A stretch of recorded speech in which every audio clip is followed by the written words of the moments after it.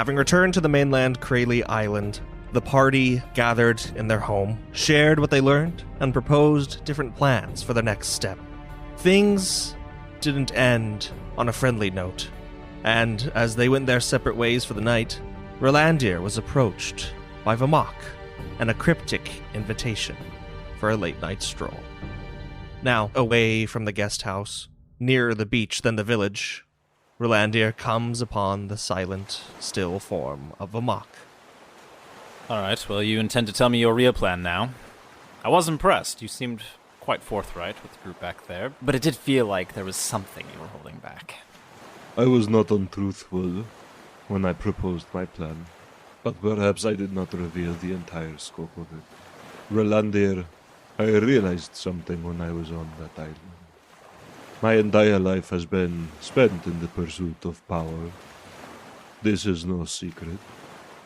And yet, perhaps that power, seeking after it, and even obtaining it, has robbed me of...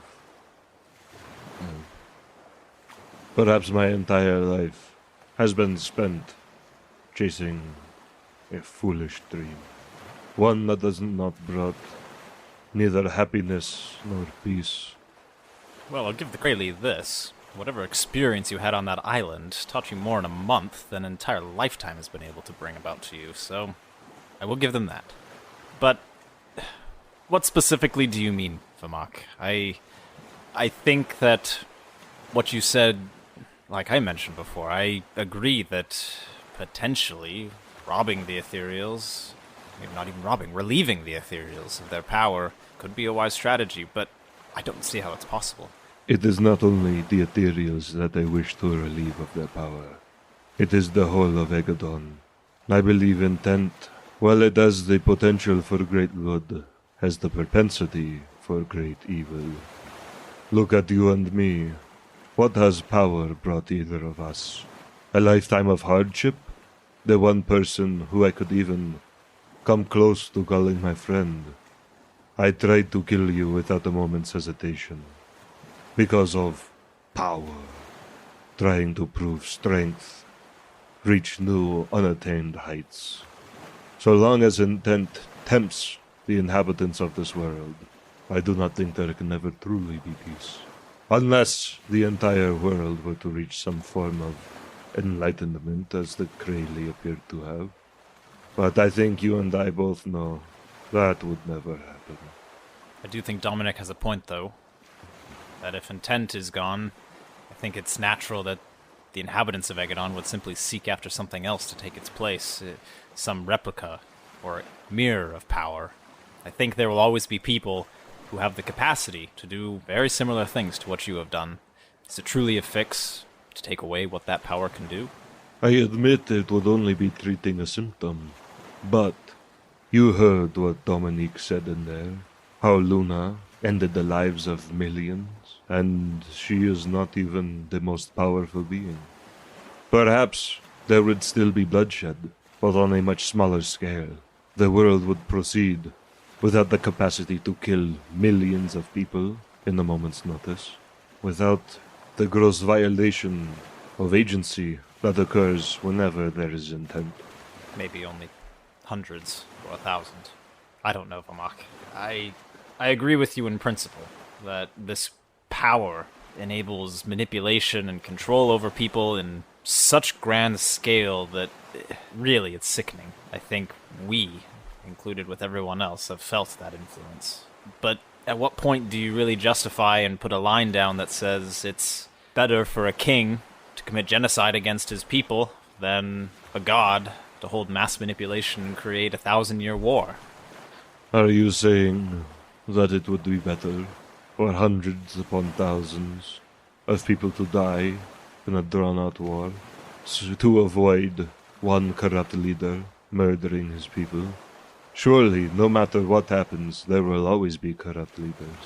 We both encountered Lady Tristra so long ago. Yes, she used intent to bind me, to shackle me. Perhaps it would have been different if she did not have that power. Or perhaps it would have been different if the Magisters did not appear any time one wishes to use intent. There are millions of possibilities. I have no way of knowing of what will happen. But I do know what has happened, and I think something must be done about it, so that no others fall prey to the same trap that I did. Would you trust me with limitless power? Would you trust me not to take that power if it were offered to me? Would you trust yourself?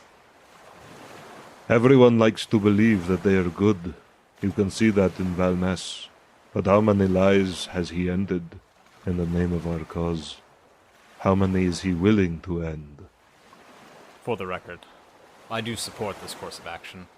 I'm merely trying to think of what the others could potentially bring out. We need them on board if we're going to do what you are saying we should do. It's radical. It's drastic. And even those who are supportive... Luna, for example, her complete connection to this world is based on the power of intent wielded by one of these beings. I think we have to be very careful how we proceed. Yes, I agree. Back inside the guest house, a bit of time ago, as Val follows Luna up to her room. First question being, does she shut the door on Val, or can he just go right in? She was pretty quick to get up and go, so by the time she slammed the door, you're like just barely reaching the stairs. Okay. He will go and knock on the door then. You don't hear a response, but it's also not locked. Do you want some company right now, or would you rather be alone? You can come in, you hear faintly. Val will open the door and poke his head in and say, that was not exactly an answer to my question, but I'm coming in. As you slip through the door and close it, the doors to the little half balcony are open, the curtains kind of blowing in the wind a bit. The door to the washroom is closed, and you don't see Luna anywhere in the bedroom. Okay. He'll sit just on the end of the bed. And it's at that point, as you are moving to sit down on the end of the bed, that you hear a voice from beside the door you walked in go, "You are a difficult man to find, Valmes Ulisel." Oh no! Bum, bum, bum! Bum bum bum indeed! I think that Val absolutely startles very intensely. Ah, love it. Call down for Nick. Nick, your boyfriend's here! Looking in the direction of this voice, you see a well-put-together, handsome humanoid, pointed ears, tips his hat at you and kind of strolls over to a bit of a desk, a bureau, and kind of just pokes around different things, idly. I assume you have come for a reason. Well, I have been looking for you for some time. I think last we spoke, it was in a half dream, half remembered. I think we made some sort of deal, didn't we? I wish that Laurel could remember the exact terms of this deal. I recall, yes. And, yes, deal is, of course, putting it maybe a bit more formally than it really was. Let's be honest. It was just a nice conversation between two acquaintances, friends, dare I say, who seek similar ends to things. Alright, you have said a lot without saying anything at all. That's what I'm good at, Val, baby. Gross! Here's the thing. Right now, the lot of you are in a precarious position. You're being hunted. I'm sure you know. You're fugitives. We're on the same page about that, yes? Yes. Good. Moving on, then. If you still wish to sever these ties and perhaps remain undetected from your godly benefactors, I may be able to assist you. After all. And as always, I assume your assistance comes with a price? It most definitely does.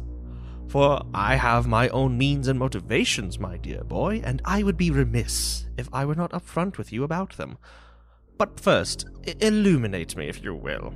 You claim, or perhaps not so, not yet, as of now, but you seek to wield some higher power that these, folk... Click, click, click, click.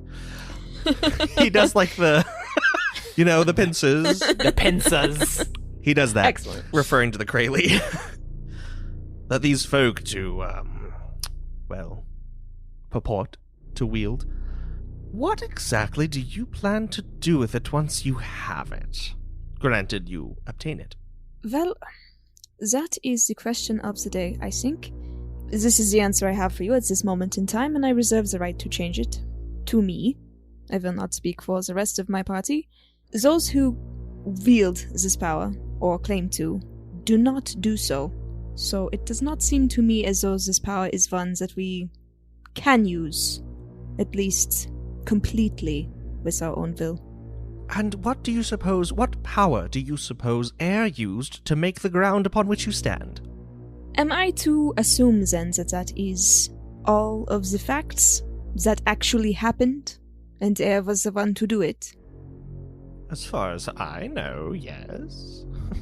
And are you omniscient?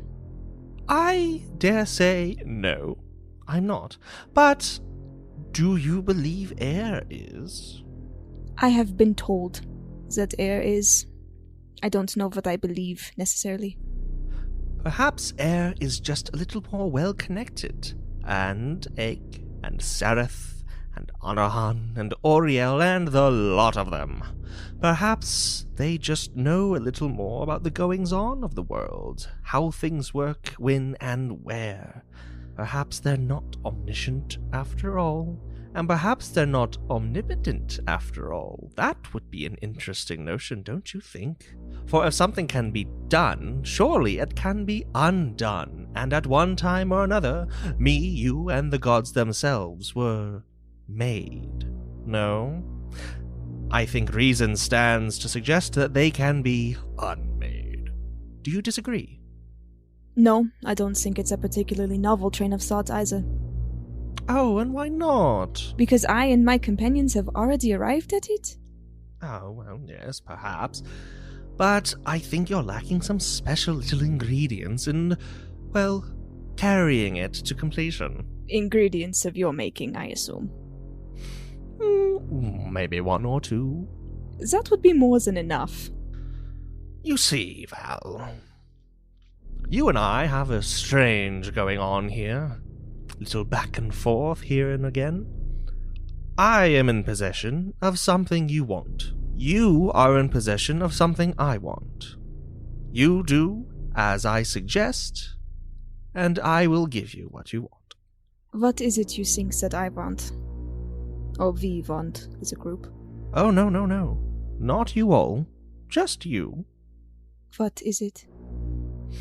He waves his hand over an outstretched palm, and you just see this kind of little dispersion of particles that coalesce into this almost bubbly sphere, tingling at the edges like rift energy does.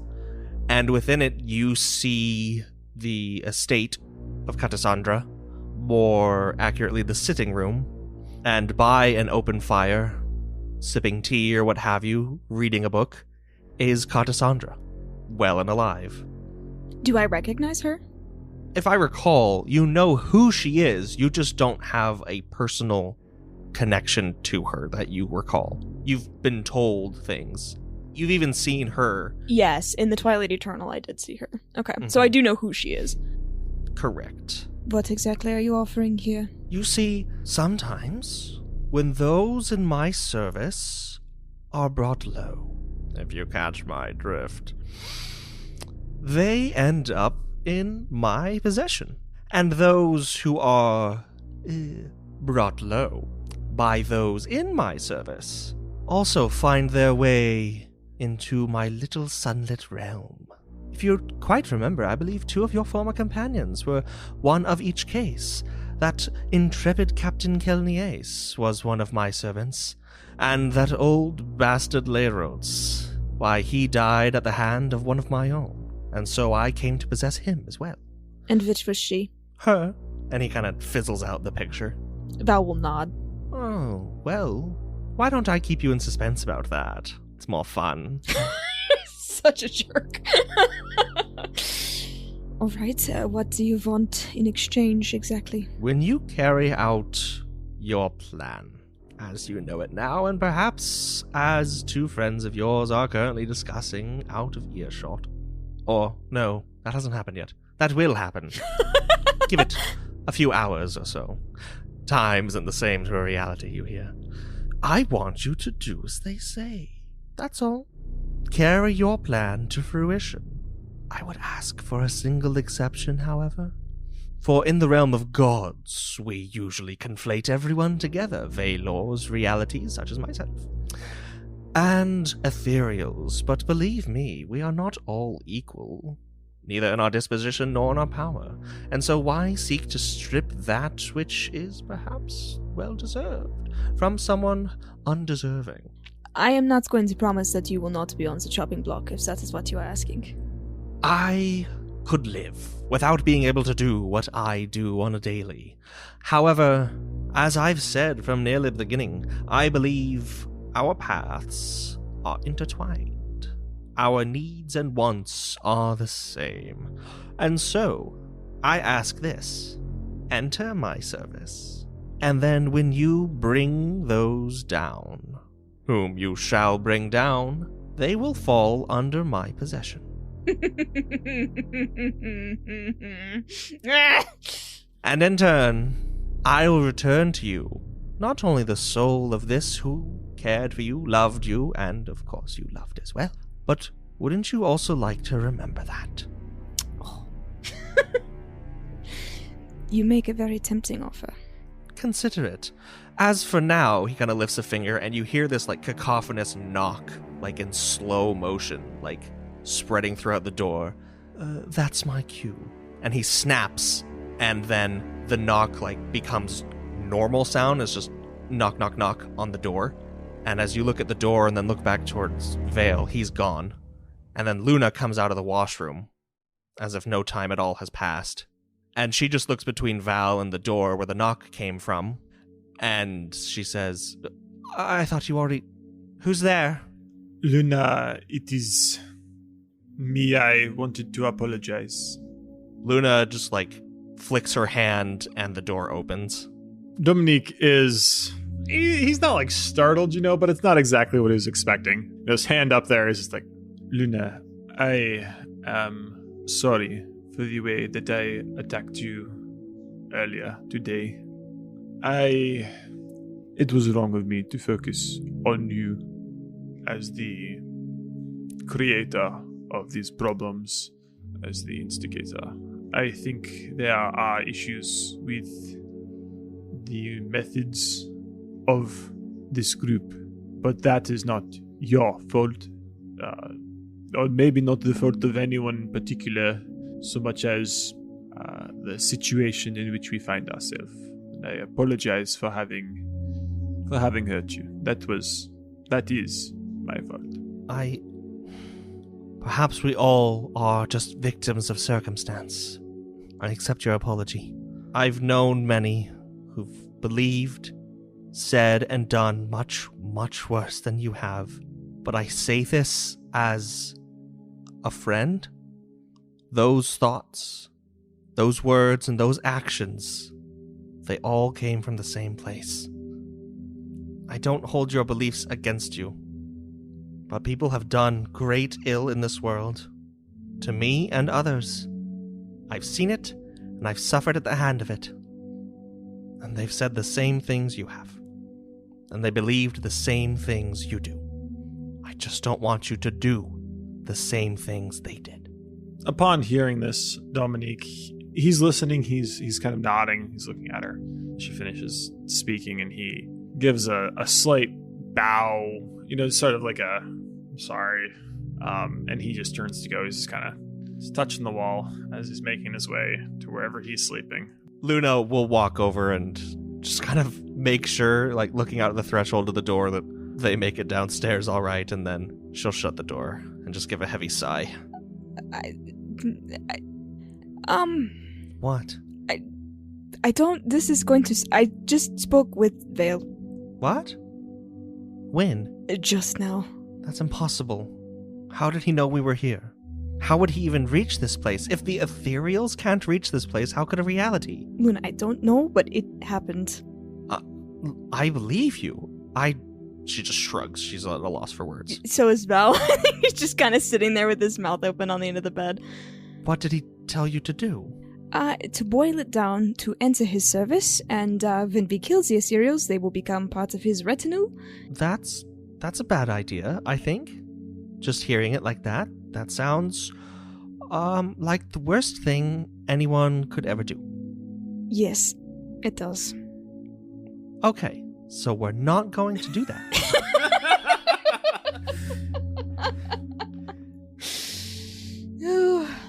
Do you think I should bring it up with everyone else, so? I think we should get some rest. Okay. As the night comes to a close and morning dawns, the group is together once more to enjoy morning exercise, a morning meal, some study time, what have you, leisurely hours before, at around 11 or so, if nothing of great import happens before then, your teacher will come and knock on the guest house door. Your teacher lets himself in and looks over the lot of you, says, "Well, I'm curious to know, before we evaluate you all today, if you've had some time to go over with each other what you've learned and perhaps put it to use? Something like that. That does not instill me with the greatest of confidence, but follow me." And he turns and steps outside, walking briskly across the village to your usual amphitheater training area. Who would like to go first? I have something drastic in mind, but I believe in you. I think you could pull it off. So, who's first? Vamok will get up, somewhat uncharacteristically, as he likes to kind of hang back, be the last to go. Perfect. Confidence. A willing pupil. All I require. Come forward, come forward. He does so. Stand about here. He positions you and then walks like 10 feet away. Turns about face. Good. Destroy me. End my life. Rolandir gives an audible, kind of surprised chuckle. However you see fit. Stop my heart. Tear me limb from limb. Obliterate me. I do not care. But do it, and do it now. With the use of true intent. If you try to use your conventional magics or intent, I will resist them and rebuke you. Kill me. So Vamok, he is just going to try to stop this guy's heart. Nothing crazy, nothing violent, no gore or anything. And I got a 20 and a 27. You see this, pang go throughout your teacher, and he almost doubles over, clutching at his chest, and then rises once more, and with a rasp goes, Good, but not good enough. And then Vamok goes into cardiac arrest. Can we do anything about that? Vamok, not actually unfamiliar with the feeling of his heart failing him, is going to do his very best to use true intent to stop this, to basically fend him off. Go for it. It was a 64 and a 36. You begin to have tunnel vision. Your ears are ringing, you're gasping for breath, and you drop to a knee. Again! And you hear, everyone else just sees your teacher. You barely hear him say, not good enough. I think Mick is going to see this and is going to noticeably see that Vamok is struggling and is going to try to reach out through true intent, understanding his intentions and his will, and try to save, or at least stabilize Vamok. Let's do Vamok's first. Vamok got a 58 and a 17. You go from one knee to the ground, face first, as you take in what you estimate to be one of your last breaths.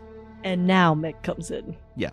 Mick, seeing obviously that Vamok is in an extreme struggle right now, will try to reach out with true intent and try to save him. and I rolled 89 and 79.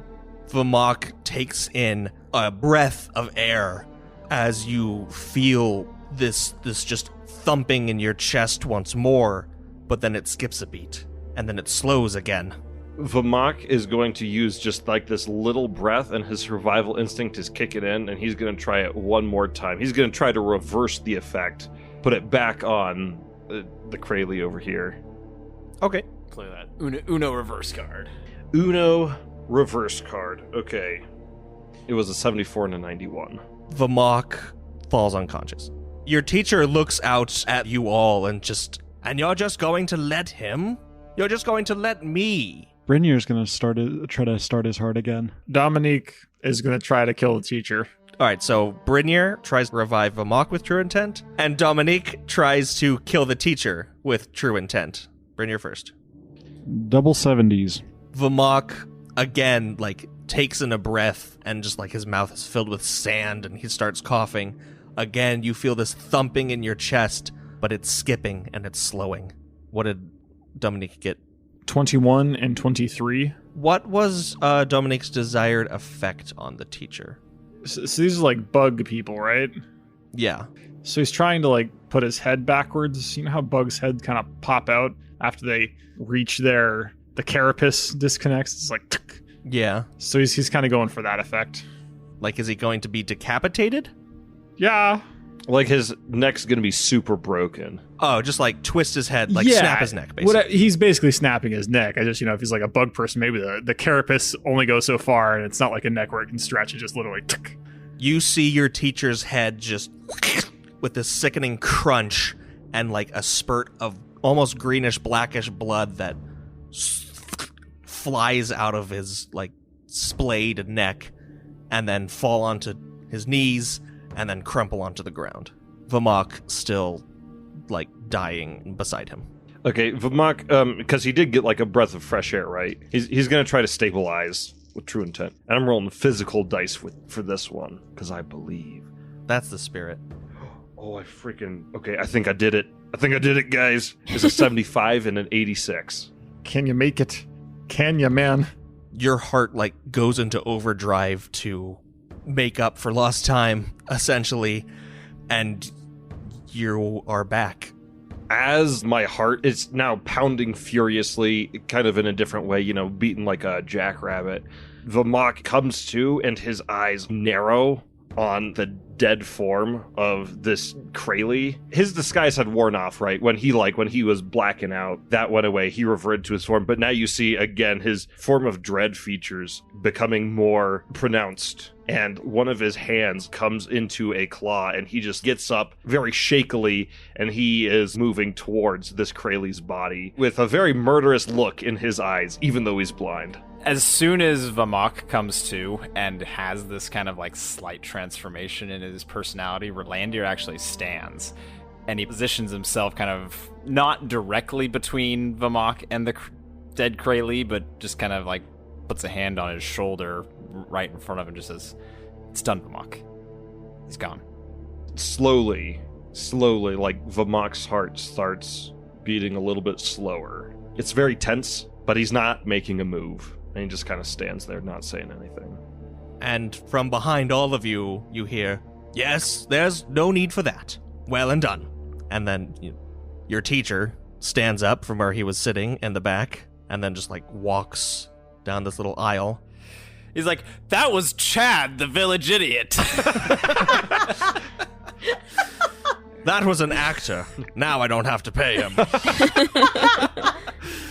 No, he walks up and he stands next to the body, kneels down, and as he lays a hand on it, it just turns into earth and vines and basically just falls disconnected onto the sand. What was the purpose of this exercise?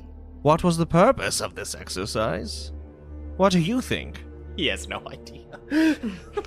I just like seeing myself die. What do you think it's about? Quite cathartic. Would it have been apparent that it was Dominique who caused the death of the teacher? Yes. Just as Mick and Brynjar's efforts were apparent. I think I learned I need to stay on Dominique's good side from now on. Oh, I'm honest. A question, Val. What was the purpose? Tell me, what was the purpose? Well, it has succeeded in instilling in me a desire not to kill anything ever again. And why is that? Because violence is senseless. Senseless. Do you think it would be Vamok's will ever to pass from this world, especially in this singular moment? I suppose there's a reality in which that is the case, yes. Bro, that's every moment. That's my secret. I always want to die. Then, would it be safe to assume, then, that there is some reality, you say, where we exist, where exactly what I want aligns with exactly what he wants, regardless of how far-fetched it is? I would like to think so, yeah. Then, this little exercise perhaps was a success, perhaps not. Time will tell. Here is all I have to say, and then you are dismissed. True intent draws from things that can be, perhaps never will be. You are not shaping the world into what you want. You are finding the world's desire that aligns with your own and bringing it to fruition. You are submitting your will to its. At least, that's what you need to believe. If you do not, you are still usurping. You are still inflicting your wants and passions and needs. So yes, perhaps there is an instance in time and space where Vamok wanted to die, and I wanted to kill him. And we brought that to our world. But if that is the case, if that is how it works, then what, I ask you, did we leave behind? Where's Vamok? Where am I in the world where we were taken, where those desires were plucked? Can you answer me? I think you know that we cannot. Exactly. Do you know why that is? I don't know very many things at all. Because that's not how it works. You are not supplanting reality. You are not changing history. You are not reaching through time. You cannot do that. The gods cannot do that. Perhaps you have some wayward belief that you're able to, but you cannot. Perhaps that's what you gleaned on your little trips around our islands. But if that's what you gathered, forget it. You thought wrong. You learned wrong. Until you are completely outside yourselves, utterly and completely, without want or ambition for your own selfish desires, this power will forever elude you. Tell me, he turns on Dominic, letting, Val go from his icy stare. Why do you think you were able to snap my neck? Because you wanted me to? Dominic, is it? It is. Why could they not do it? Why could you? Honestly, I do not know. I never succeeded before. I can't even say it was unselfish desire. Don't want to see Vamok killed, though I don't know that much about him. In fact, several months ago, I would have wanted to see him die, to be honest. I cannot say what was the difference between my action at that moment and my attempts before. Then I have only this to say to you as well. Your understanding is flawed. You do not know what happened because your understanding of it is incorrect. No, you did not kill me because I wanted you to. These are things I understand are difficult to grasp and even harder to talk about, to put into words something that is an innate feeling, emotion. Describe to me, Mick, in as flowery of language as you can. Tell me, a man who's never seen from the day he was born, what does blue look like? Perhaps it's just something that he has to experience for himself, but that is not the way it is it? No. That is my mission here, to describe to you all, who are not only blind, but dumb and deaf, sensations that are indescribable. And you see him, like, just kind of take a few steps backward and then fall onto his haunches before hoisting himself up onto his seat, just like utterly exasperated, out of breath. Vermak, he looks up at you. Vermak just, like, turns and stares at him. Why couldn't you kill me? And he just stays silent for a bit, just staring at him. And slowly you see, like, the claws on his hand kind of recede a bit. And he takes on a slightly more pleasing affect. And Vermak will say, There was too much. Too many possibilities. All of them happening at once. I could not see the one clearly, in which I killed you. The world, with its beaches, its forests, mountains, cliffs, mesas, deserts, rivers, glaciers, all of its features. Flowers and trees that grow upon it. The wild game that subsists on it. Agadon is 100 million beings comprising one whole. But we are one being made up of 100 million things. Your eyes, ears, every fiber and strand of your hair, muscle, blood, your emotions, your desires, your needs. This, he looks back at Val, was the point of this demonstration. And then looking at the rest of you. True intent will never subvert the will of another being able to do the same to you. If you want to tackle gods, if you want to strip them bare of their powers, of their estates, this is not how you'll do it. And he turns and he stands and he walks away. And then he kind of yells over his shoulder as he exits the amphitheater. You'll meet with the elders at sundown, and they'll decide your future here. Rolandir, once the instructor is far enough away, he backs a couple steps away from Vermak, who's still standing pretty close to, and looks at the rest of the group.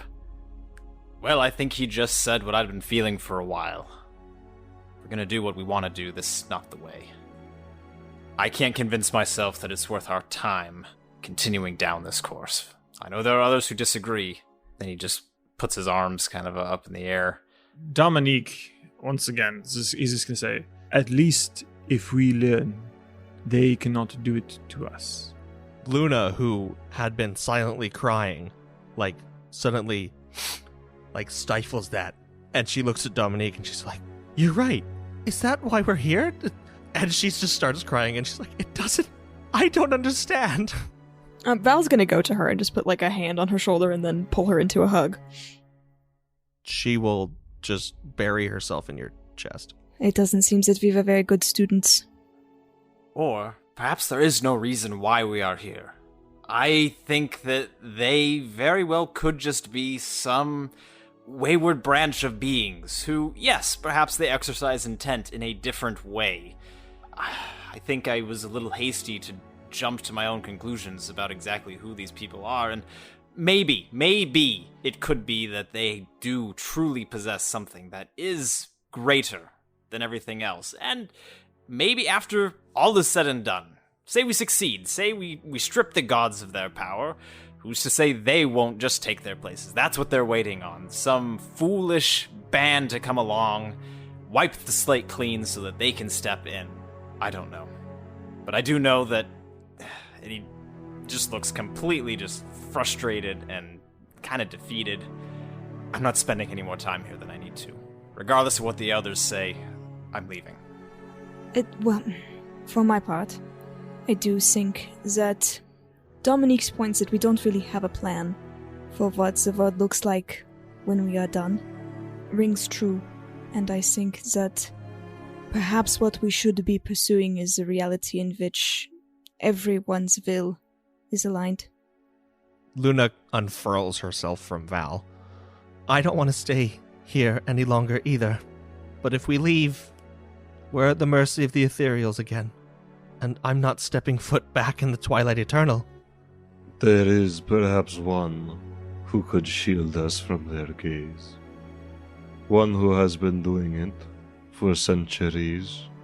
He who resides in the void. Air. We'll have limited time when we return to Agadon proper.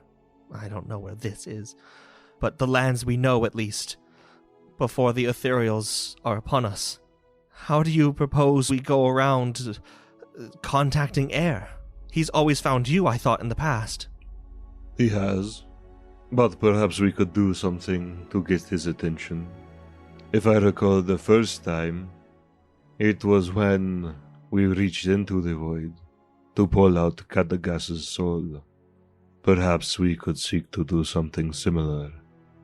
Not that this is a better solution, but Vale has also offered me his help. And you didn't tell me? When exactly? When exactly? Last night. Luna just stands like, damn it all, I say. Why not both of them? You can obviously talk to Vale then whenever you want, but still, what, we need to reach into the void again to get Air's attention? Rolandir just kind of starts chuckling to himself, as he is inclined to do at times. And he says, damn it, I'll throw this in there. You remember those Rift Wardens that came to the inn? It's been a while since we've seen them, and if I remember correctly, they were using rifts and things that, well, they work with air. If we need an inn, we could track them down. That would be most interesting. Returning to our comrades. At the very least, it seems less risky than reaching into the void ourselves. Very well. Then, upon our departure of this place, I, and probably Rolandir, will seek out the Rift Wardens. Everyone else is free to choose whichever path they would like. If you truly believe that siding with Vale will benefit us, I will not stop you. No, we'll stay together. We'll see each part through as one. Good. Rolandir, noticing that Brynjar is usually the more reasonable, but also, I don't know, he has his own experiences. He just looks to him and says, Brynjar, are you with us? Well, both are interesting propositions. I do not believe that taking away the power of these gods will do exactly what you intend.